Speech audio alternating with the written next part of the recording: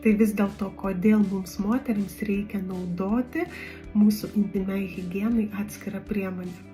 Todėl, kad mūsų paslaptis, ta vieta yra ypatinga ir jai netinka plovikliai turintys pH normalią pusiausvyrą, kurią naudojame visose mūsų priemonėse. Būtent šiai priemoniai ir būtent šiai vietai reikalinga žemesnė pH, kad nesukeltų įvairių didesnį bakterijų dauginimąsi.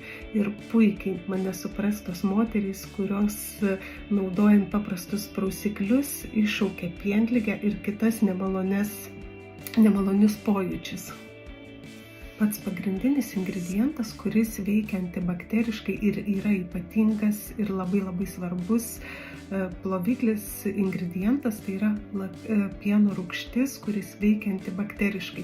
Tikrai turime atvejų, kad būtent šią priemonę galite išbandyti ir jeigu labai prakaituoja jūsų pažastys, plaukite šiuo plovikliu, nes būtent pieno rūgštis esanti sudėtyje veikia antibakteriškai ir mažina bakterijų dauginimąsi.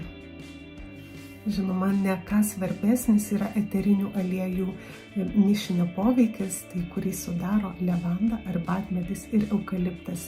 Šis trietas suteikia dar stipresnį antibakterinį poveikį.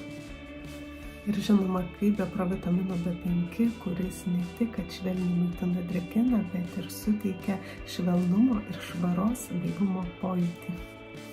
Taigi, mūsų paslapties švelnusis saugotojas Herbal Therapy. Būtinai įsigyk.